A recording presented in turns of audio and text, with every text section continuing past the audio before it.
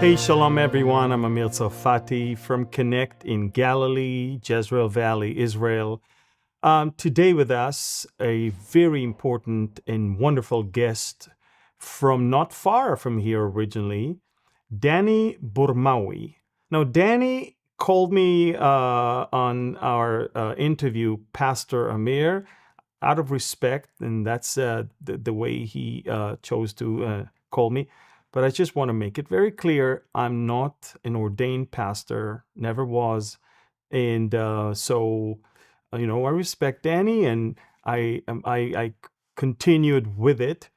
But just so no one will get the wrong impression that I have become a pastor. No, I am not. If anything, I'm just a brother in the Lord. But nevertheless, one of the most fascinating podcasts on Islam, Israel, and the West. So let's jump right into our Anker podcast with Danny Burmawi. Shalom, Pastor Amir. It's a pleasure to be with you. Yeah, good to see you. You told me you've been following this ministry for quite a few years, but I've been following you on X and the things that you posted over the last 2 years. Because to be honest, I only got to know you throughout the war when I became more active on X, and you caught my attention immediately with the clarity in which you speak and the authority that you have, and as well as the simplicity of explaining things that are right there before our very eyes, and a lot of people just can't really see. Danny, you were born in Jordan, then you moved to Lebanon, then you moved to America, where you are right now. Can you please give us a brief introduction of your journey from Jerash to America? Yes, Pastor Amir. I just started writing in English just after October 7, so I wouldn't expect you to have known me before that. I was living in the Middle East, as you mentioned, and before that, before Lebanon and Jordan. So, as you said, I was born in Jordan in a Muslim family. In 2006, during the Danish cartoonist controversy, if you remember that Danish cartoonist who drew the Prophet of Islam, and a lot of protesting was happening across the Islamic world, I decided to dedicate my life to serve Islam and to defend the Prophet of Islam. And I did that for a year. But then I believe God, the true living God, sent someone my way who introduced me to the New Testament. And after reading about Jesus, I couldn't help myself. I fell in love with the Lord Jesus, and I converted. And I started telling people about about my confrontation with Jesus, about that experience. And you can imagine, for someone in Jordan declaring publicly that he's converting to Christianity, leaving Islam, that how would that look? So I was not so much wise teenager at the time, and that brought a lot of trouble. So I left Jordan for security reasons to Lebanon, where I lived for the next 15 years, studying and working as an evangelist, church planter, and then just 2 months before October 7, I relocated to the United States after the birth of my child because I didn't want him to grow up in that environment. And I mean by that, not the environment security-wise. No, I'm talking about the environment where people develop a mentality of slavery, because I believe that God that a society worships determines how does that society look like.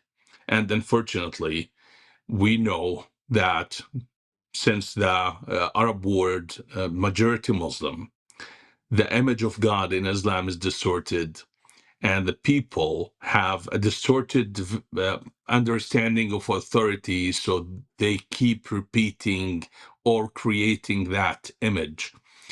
So they end up with dictators. They cannot help it. It's not something they can control. It is the manifestation of the God they worship. Moved to the United States, October 7 happened, and that changed the trajectory of my life, because I felt, after seeing what happened on the streets of the Western world, that same ideology that I ran away from has crossed the ocean ahead of me and made it to London, to New York, to Toronto. And people were so blind to see what was happening. And at the beginning, I didn't plan to defend Israel or to talk about Israel. My plan was to warn the West about the threat of Islam. But I ended up defending Israel every single day throughout the war. Yeah. And And why is that? I guess that's how I got to know you. I mean, because very few defended Israel, and the very few that did caught the attention of the Israelis, obviously. And Yeah, you were definitely it one of those voices. it happened. It happened because I believe the whole conflict, the civilizational conflict that we are witnessing in the West or in Israel, has been reduced to whether you stand with Israel or you stand with Islam. There's no fence, no neutrality, no gray area. It is black or white. It is binary, and that's the reality of it. Yeah, it's amazing because you would think that crossing the ocean, running away from Lebanon, and certainly from what Hezbollah turned Lebanon into, you would find tolerance and a better understanding of, what Western values are all about in America. And now, I mean, right after the election of Mamdani to mayor of New York, in fact, you get to see that most of those who voted for him are actually non-Muslims. And Yeah. it seems to me that there is an amazing, cunning way of Islam to find itself into the hearts of non-Muslims in America nowadays. Have you noticed that as well? Of course, that's why I wrote my book. That's why I try every day to tell people what's going on. I believe that Zohran Mamdani is a symptom. So people are afraid of Zohran Mamdani, but they should be afraid of the root. What led us to Zohran Mamdani? And that is the vacuum uh, that was created in the West, the ideological vacuum. It is for the past few decades, the West and America in particular, the American society has been invaded with different school of thoughts that was easy or could easily see Islam as a partner, because these ideologies are anti-Western. They look at the West as the reason behind every single problem in the world. The West is a monster. The West is the reason there is poverty, there is violence, there is terrorism. And as a matter of fact, Zahran Mamdani's father, a professor at Columbia University, he is one of the pioneers of this view of the West. In his books, multiple books, he talked about how America is the reason behind the emergence of terrorism, Islamic terrorism. It was the American imperialism. America is the reason or responsible for 9/11. America is almost the great Satan. So this embracing of the same Iranian Islamic view of the West was the result of the post-colonialism studies, the whole Marxist, communist, binary vision of the word, oppressor versus oppressed. And since America is the most powerful nation on earth, that makes America the leader of the oppressors. And of course, in that group, we have Israel, which is an extension of the West. And they look at Israel not as a Jewish state. No, they look at Israel as a Christian white um, state that is the extension of the colonial West. And the Jews returning to their homeland as a repetition of the European colonialism. And that's how we end up with this alliance between Islam Yeah. and the left, Mhm. because both of them are anti-West. This Yeah. is the simplest way to explain what's going on.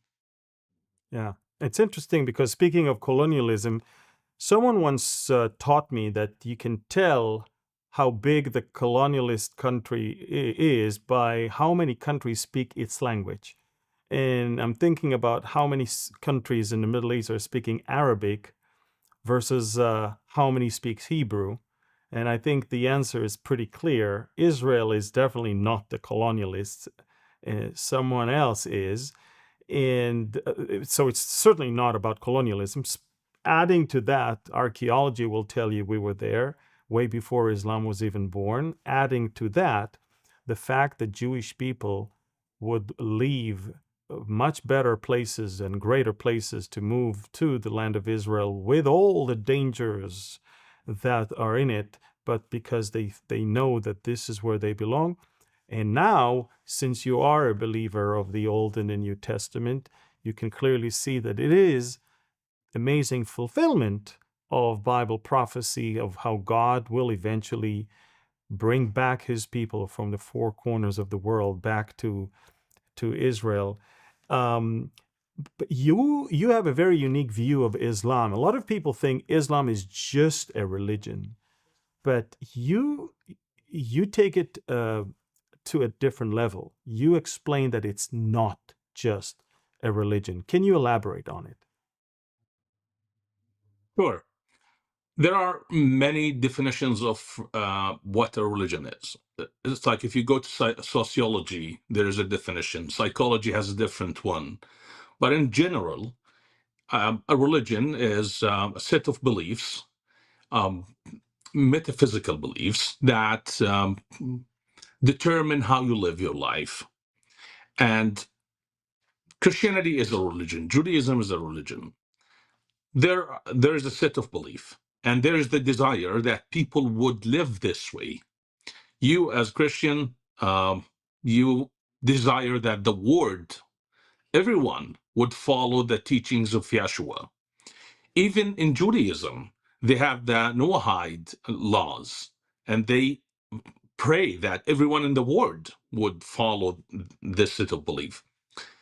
Now, the difference between this definition of a religion and Islam is that Islam has an extra element, and that is the ambition to attain political power in order to impose that set of belief on the society. In Christianity, there is no commandment for the church to seek political power to force everyone to live that way. In Judaism, it's limited to the Jews.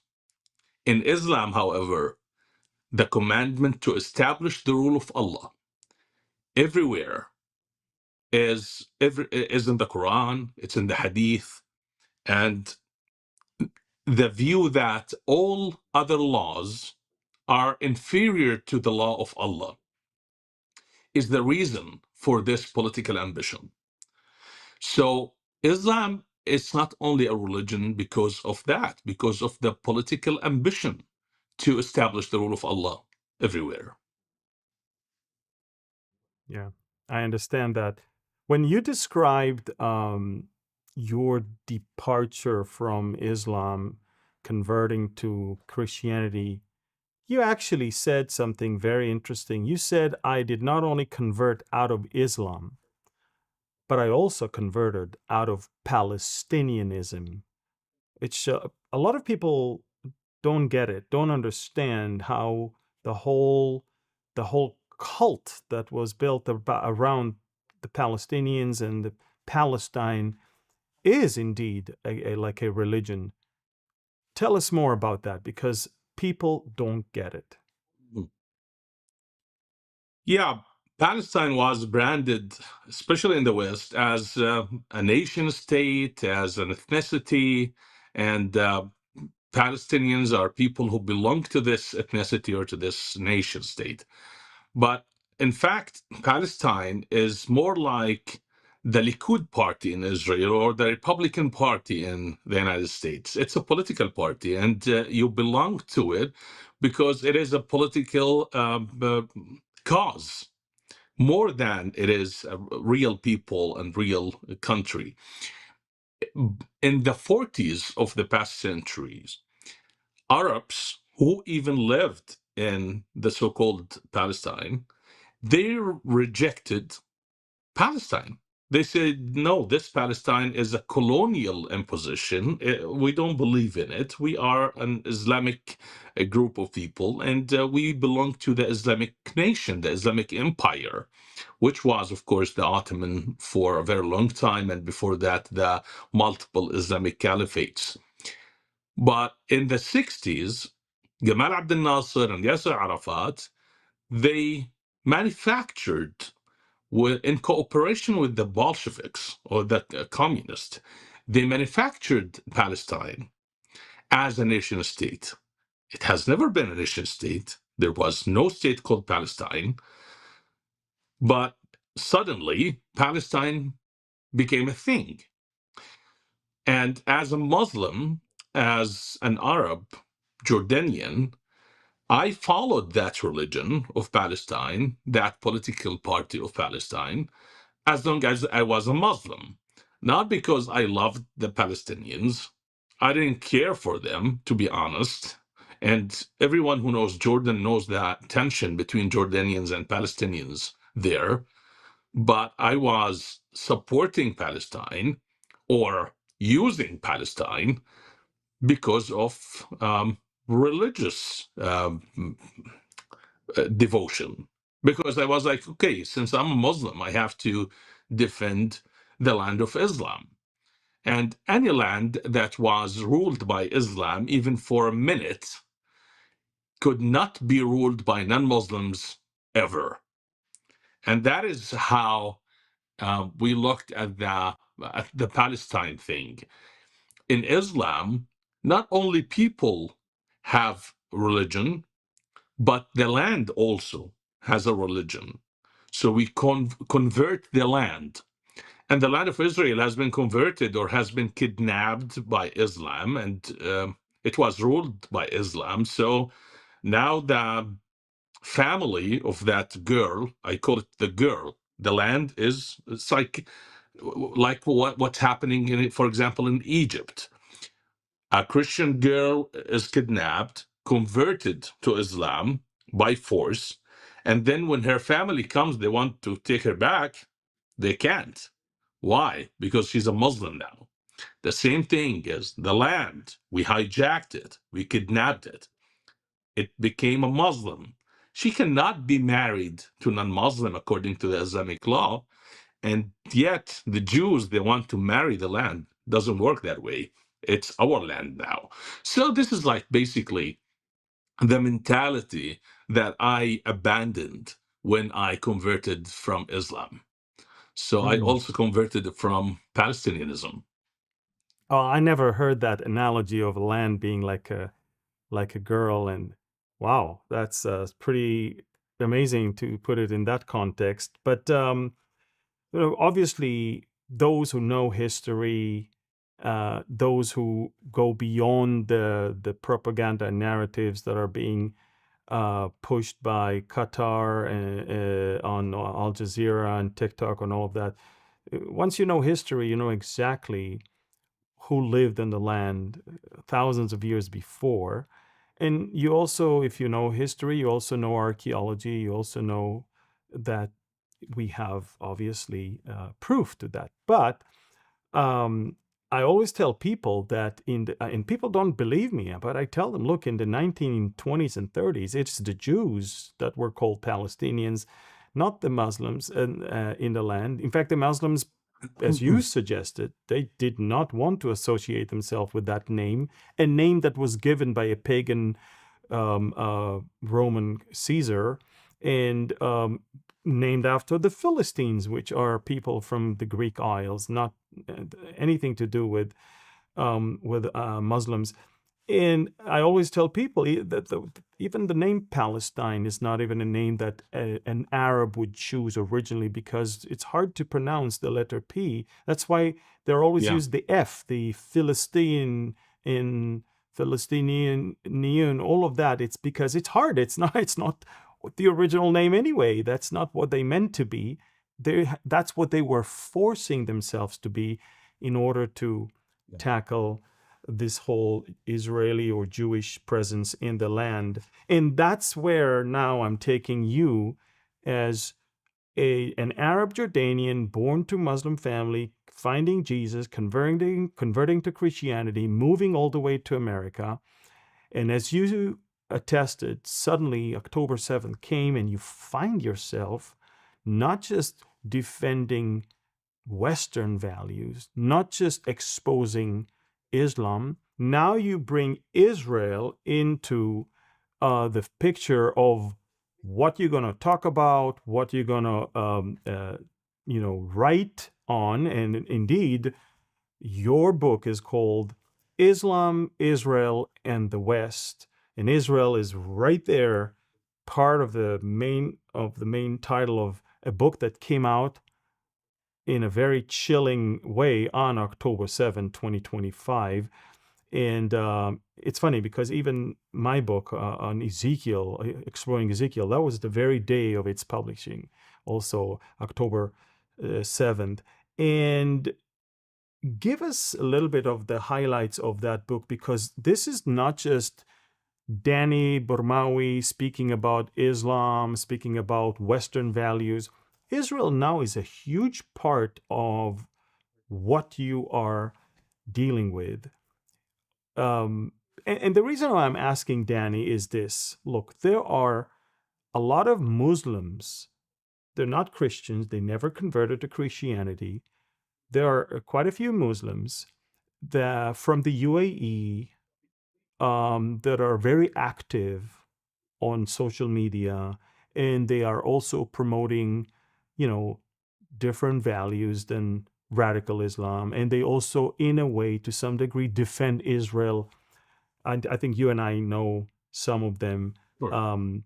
but none of them is seeing the need to address the Islamic problem. They only see the need to address the radical Islam as a problem. You, however, the name of your book is not Radical Islam, Israel, and the West. You talk about Islam as a religion in general and not just about the radical part of it, because the way you see it is a bit different than them. So take us into your mind when you write such a thing. What is it that you decided to write about that you want everybody to know?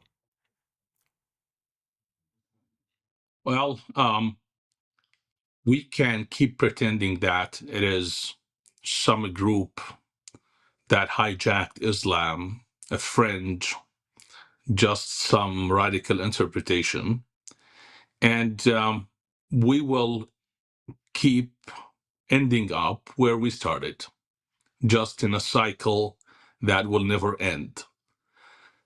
Because as long as you are not addressing the roots and you are only talking about the fruit, then nothing is going to change. I don't want to fall into that trap. I wanted to explain to people that it's not the fruit, it's the root. And the root is Islam as a religion. And even though Muslims don't want to admit that in Islam it's embedded the desire to take over the world, to make it Islamic, to replace the man-made law with Allah's law, someone has to say it. And I'm not going to make the same mistakes the United States government and the UK government or many governments around the world they made after 9/11 by absolving Islam or exonerating Islam from terrorism and just laying it on the back of radical Islam or radical groups. No, I'm going to say it as it is, the truth. I believe that Islam is the problem, and this is not an attack on Muslims. Absolutely not. You just mentioned that some Muslims even defend Israel. This is a call for Muslims to admit the truth that there is some problematic doctrines in Islam, and unless they address them, unless they talk about them, they will keep hiding behind their fingers, and Islam will keep producing more and more organizations like Hamas, Al-Qaeda, ISIS, Boko Haram, Shabab, Taliban, etc. And the world will keep suffering from lone wolf attackers in Europe and America. And they want to convince the world that, Israel, it's a territorial dispute. It has nothing to do with Islam. It's not a religious war. It is just, resistance, freedom fighting. So Israel is the litmus test, in my opinion. Israel is, if you see Israel as a religious war, you will understand the future of the West. If you look at it as a territorial dispute, and you keep thinking that, we don't have a religious war in the West too, then you have already lost the war. So that is what I wanted to show in the book. And I used Lebanon as an example of what happens when you misunderstand Islam. The Christian Lebanese, they misunderstood, and they said, okay, let's coexist with Islam. And for the past century, 100 years, Lebanon or Christian Lebanese kept losing and losing and losing. And today, there are some minority struggling to survive in their own country. However, the Jewish state decided from the beginning, we don't want to be ruled by Islam. We don't even want to be ruled by Christianity. We don't want to be ruled by anyone. We want to be ruled by ourselves, self-determination. And because Israel did that, Israel survived, Israel thrived, and that is the only way to survive when it comes to Islamic caliphate. Because look at history. In 1907, the Jewish people built the city of Tel Aviv, 40 years before the establishment of the state of Israel. They developed the port of Haifa. They built many institutions. And we don't read in history any objection to that. They were welcomed. Actually, Arabs were migrating to the Jewish areas to work there. So what happened exactly that suddenly turned Israel into a colonial state? Well, what happened is the fall of the caliphate in 1924. Sure. When Islam had its empire and the Jews were seen as a group of people living under the umbrella of Islam, they were welcome. No problem. But after the fall of the Ottoman Empire, the Islamic Caliphate, and the Jews decided they want sovereignty, at that point, they became a colonial power because sovereignty Wow. on an Islamic land for non-Muslims is not allowed. And that's how we ended up with this Arab-Israeli conflict. If Bibi Netanyahu tonight, and I always say this, converts to Islam, if he just goes on the national TV and say, Ya Shadu la ilaha illallah, and that within minutes, the Arab-Israeli conflict would end. I'm not talking about all Israel, just the leader, just the king. If he's a Muslim, I promise you, Muslims from Iraq, from Saudi Arabia, from Morocco, from Egypt, they will be giving Bibi Netanyahu lands as gifts. Oh, come take Mm, this more. So it was never about the land. It has always been about sovereignty and the fact that non-Muslims are ruling themselves on a land that is seen as an Islamic land. mm. So what do you have to say to people who can claim, look, there are Arab countries, Muslim countries that have peace with Israel, and they are okay with Israel, and they're still Muslims. And what would you tell them? I mean, they'll brand you as an extremist, I guess, with your Sure, view. sure. So what would you answer them? Well, the United Arab Emirates is not an Islamic country. It is a Western country because it has imported the West into its home, but they kept the Islamic shell. You know, it's like the culture is like, okay, we are Islamic. We have the call to prayer on public. But as a matter of fact, they are as Islamic as France. They have nothing to do with Islam. So, and it's a good thing. I'm not saying this is a bad thing. All the Islamic countries, they failed to apply Islam. And actually, don't take that from me. Take it from Muslims themselves. All Muslims around the world, they realize that no country is applying Islam the right way. And they keep always whining about that. And it's like criticizing their countries. Like, no one is applying Sharia, no one is applying Islam. Of course they don't, because it's not humane, it's not natural to live under Sharia law. So Somalia, some part of Somalia, they tried. Afghanistan, even when Saudi Arabia was applying Sharia, it was not the full Sharia, to be honest. So it's not the guy who criticizes Islam. I'm not the problem.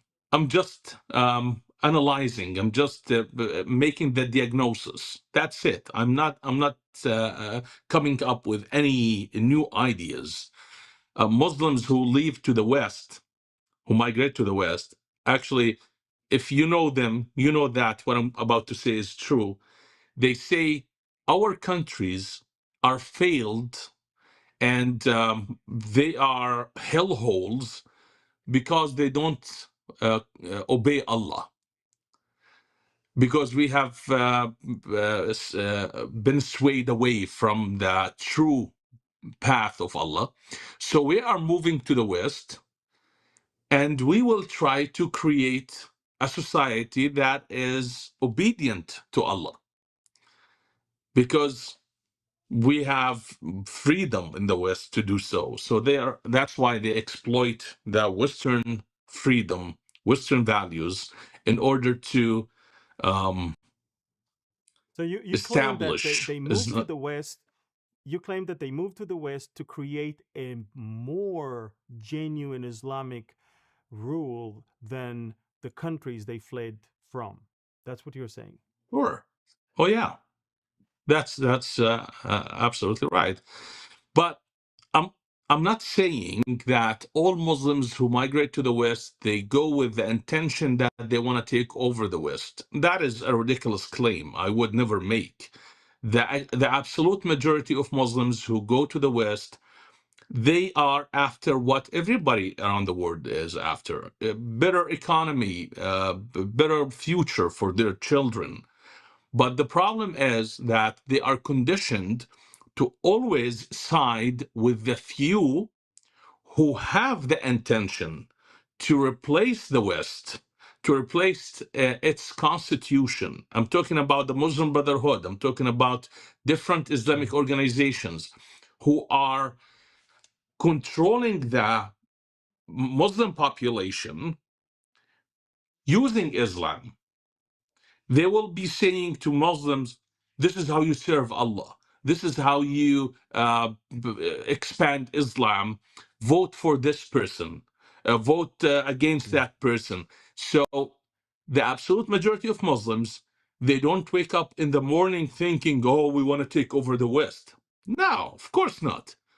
But using Islam, the political Islamists, as they are called, I don't believe this is like a right term to describe them. They are true Muslims. But let's say the political Islamists, they exploit the religious feelings in order to control the Muslim population, in order to gain more ground in the West. It's very interesting because it's kind of an oxymoron.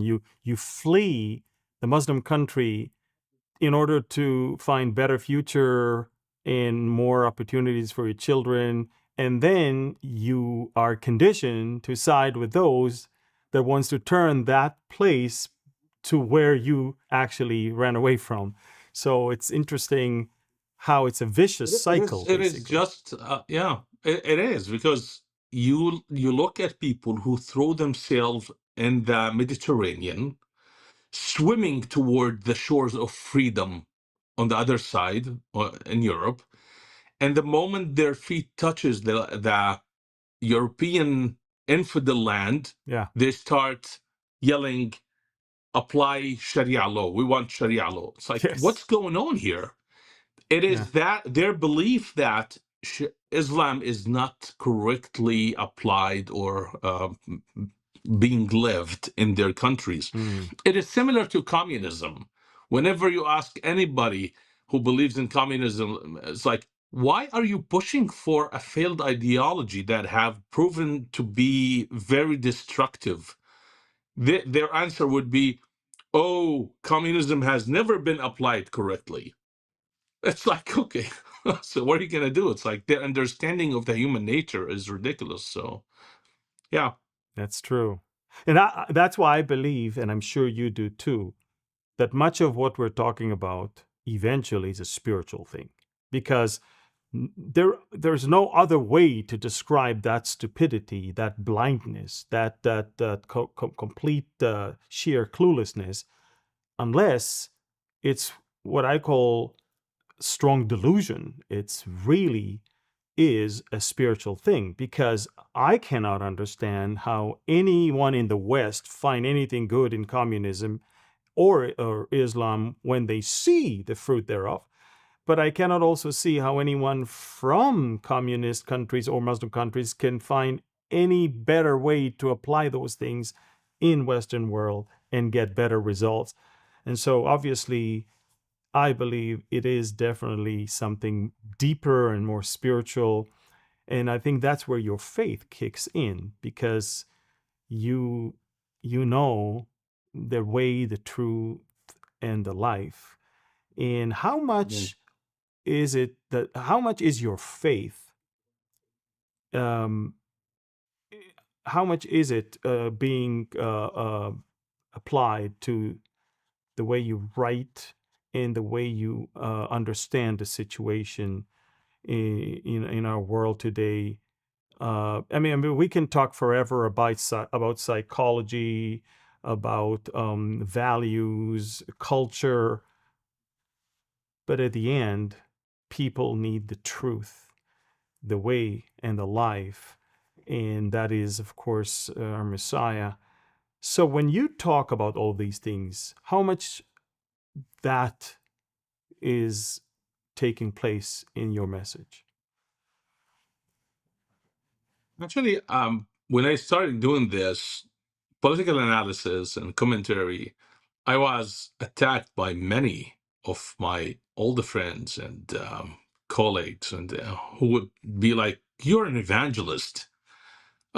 Why would you defile yourself with politics?" And they still not happy with what I'm doing, and some of them considered me to be an apostate today.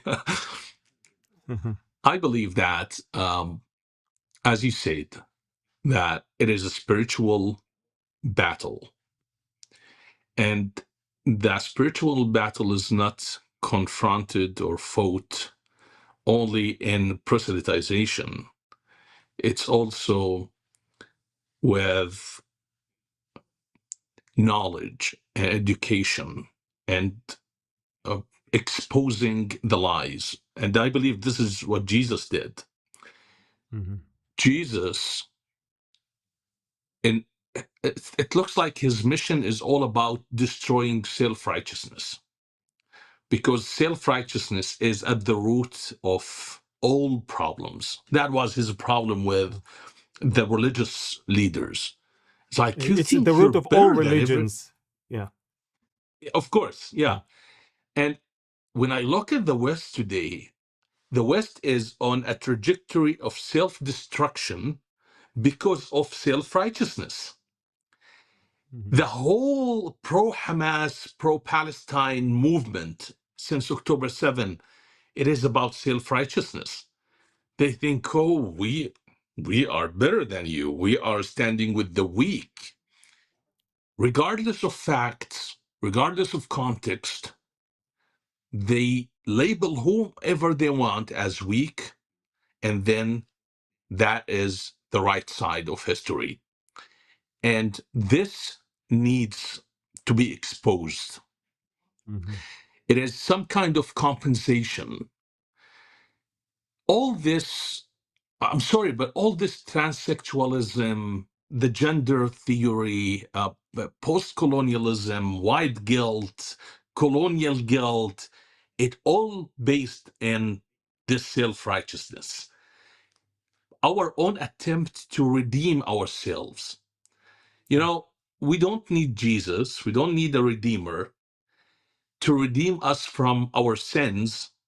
We're going to redeem ourselves by destroying ourselves. This is the self-mortification. It is the same way when people used to torture themselves to Right. gain favor with God. Yeah. And the West is sacrificing itself on the altar of guilt and destroying the greatest civilization that exists on the planet because of a spiritual stupidity. So I see myself as someone who is in the field of ministry doing this by, first of all, I'm trying to protect the civilization that was born out of my current faith from the destructive ideology of my former faith. Yes, So, exactly. so this is, for me, this is spiritual. Of course, it is spiritual. Yeah. It's all about whether we rely on ourselves to be saved or we believe in a savior.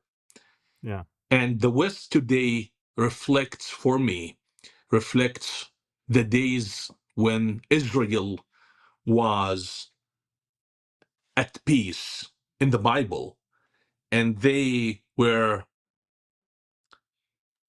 diverting from worshiping God to worshiping idols. They And wanted to when be that like the happened, others. exactly, and when that Yeah, happens, we know that Israel has a different responsibility absolutely. because it is the people Yeah. of God. So God would come and, okay, Yeah. time for the exile. Not And true. I Yeah. look at the West today Yeah. and I see that God is telling them, all Yeah. right, you're worshiping idols, so it's Yeah. time for an exile. Yeah. And And Danny, so it's kind of easy to distinguish between left and right, conservative and liberal, but you and I are witnessing in the past few months, maybe half a year or so, that even within the conservative world, we see growing self-righteousness in attempt to blame the Jews, ostracize Israel, or framing it as if you support Israel, it's Israel first and not America first, and all of that nonsense. And so so now we're finding ourselves not only having to deal with the stupidity of the liberal progressive left, but now we have to deal with allies on the conservative camp that cannot even see things the way they should. Do you also see that from there, Sure. from wherever you are in the US? Who doesn't? Who doesn't? There are different reasons why this is happening. The genuine among them, for me, looks like the older son who's not happy with the prodigal son. The self-righteousness is there. I'm talking about the honest among them, but none of them are good faith player. I believe that the majority among the people on the right who are taking this stance against Israel is they are motivated by different things. I didn't used to believe that they're paid by Qatar or Turkey but unfortunately, I don't see any other reason for the majority among them, because what they are doing is absolutely crazy. Even denying a genocide against Christians in Nigeria in order to salve Islamic Jihad. So apparently we're dealing with something that goes beyond the fact that they're not happy with the United States supporting Israel and they want to focus on America. It's more than that.